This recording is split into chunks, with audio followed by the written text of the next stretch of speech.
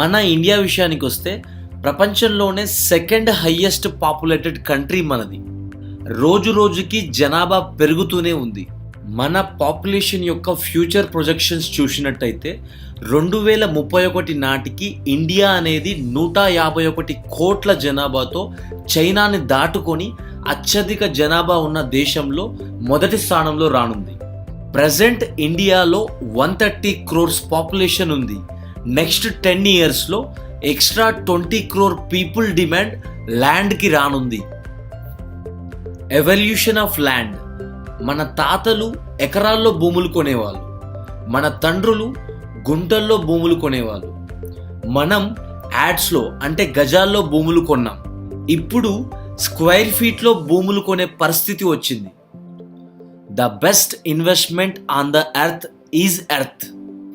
ఈ భూమి మీద ఏదైనా గ్యారంటీడ్ అప్రిషియేషన్ వచ్చే ఇన్వెస్ట్మెంట్ ఉంది అంటే అది ల్యాండ్ ఇన్వెస్ట్మెంట్ మాత్రమే. ఇక్కడ ఒక ఎగ్జాంపుల్ చూద్దాం. రాము సోము అనే ఇద్దరు వ్యక్తులు ఉండేవాళ్ళు. ఒకరిది కన్జ్యూమర్ మైండ్ సెట్, మరొకరిది ఇన్వెస్టర్ మైండ్ సెట్. రాము ఎప్పుడు తన దగ్గరున్న డబ్బులతో కాస్ట్లీ థింగ్స్ కొనేవాడు. అదే సోము మాత్రం తన దగ్గరున్న డబ్బుల్ని ఎప్పటికప్పుడు సేవ్ చేస్తూ ల్యాండ్ పైన ఇన్వెస్ట్ చేసేవాడు. రాము 10 lakhs పెట్టి ఒక కార్ కొన్నాడు. సోము మాత్రం అదే 10 lakhs పెట్టి ఒక ప్లాట్ కొన్నాడు. ఒక 15 years తర్వాత చూస్తే రాము కొన్న కార్ ఎందుకు పనికి రాకుండా స్క్రాప్లోకి వెళ్ళింది. కానీ సోము తీసుకున్న ప్లాట్ మాత్రం బాగా డెవలప్ అయ్యి కోట్లు విలువ చేసే ప్రాపర్టీగా మారింది. ఇక్కడ రాము తీసుకున్న కార్ డిప్రిషియేటింగ్ అసెట్, ఇక్కడ సోము తీసుకున్న ప్లాట్ మాత్రం అప్రిషియేటింగ్ అసెట్. ఈ అప్రిషియేషన్ ఎలా ఉంటుందో ఒక ఎగ్జాంపుల్ ద్వారా చూద్దాం. సోము యొక్క ఇనిషియల్ ఇన్వెస్ట్మెంట్ వచ్చేసి 10 lakhs. సోముకి వచ్చిన అప్రిషియేషన్ మనం ఒక మినిమం కన్సిడరేషన్లో ఒక 1 crore తీసుకుందాం. ఇక్కడ యాక్చువల్ ప్రాఫిట్ వచ్చేసి 90 lakhs. ఈ 90 lakhsని మనం 15 yearsకి డివైడ్ చేస్తే ఎవ్రీ ఇయర్ 6 lakhs ప్రాఫిట్ వచ్చింది. అంటే ఇండైరెక్ట్గా సోము తీసుకున్న ప్లాట్ ఎవ్రీ ఇయర్ 6 lakhs సంపాదించి పెట్టింది. Money makes more money. డబ్బే డబ్బుని సంపాదించి పెడుతుంది.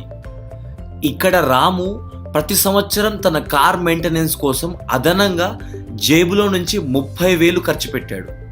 అదే సోము మాత్రం ఎటువంటి మెయింటెనెన్స్ లేకుండా కోట్లు విలువ చేసే ఒక ప్రాపర్టీని సంపాదించగలిగాడు. మిలీనియర్స్ సీక్రెట్ ఏంటి? వాళ్ళు అంత ధనికులు అవ్వడానికి కారణం ఏంటి? వాళ్ళ ఇన్కమా అంటే కానే కాదు. కేవలం వాళ్ళు చేసిన పెట్టుబడులు మాత్రమే వాళ్ళని ఆ పొజిషన్లో కూర్చోబెట్టాయి. ఒకసారి ఆలోచించండి ఫ్రెండ్స్, మీ రిలేటివ్స్లో కానీ మీ ఊర్లో కానీ కొంతమంది కరోడ్పతిస్ ఉంటారు. వాళ్ళు కరోడ్పతి కావడానికి కారణం ఏంటి అంటే వాళ్ళ ఫాదర్స్ కానీ వాళ్ళ ఫాదర్స్ కానీ అప్పట్లో ల్యాండ్ కొని పెట్టడం. ఇప్పుడున్న యంగ్స్టర్స్కి మేమిచ్చే సజెషన్ ఏంటి అంటే మీ దగ్గర ఉన్న కొద్దో గొప్ప అమౌంట్ని సేవ్ చేసుకొని కనీసం చిన్న ప్లాట్స్ అయినా కొని పెట్టుకోండి. అవే మిమ్మల్ని కరోడ్పతిగా మారుస్తాయి. ఫైనల్గా ఒక్క మాట ఫ్రెండ్స్, భూమిని అమ్ముకొని ఎవరైనా నష్టపోయి ఉండొచ్చేమో కానీ భూమిని కొనుక్కొని నష్టపోయిన వారు ఎవ్వరూ లేరు.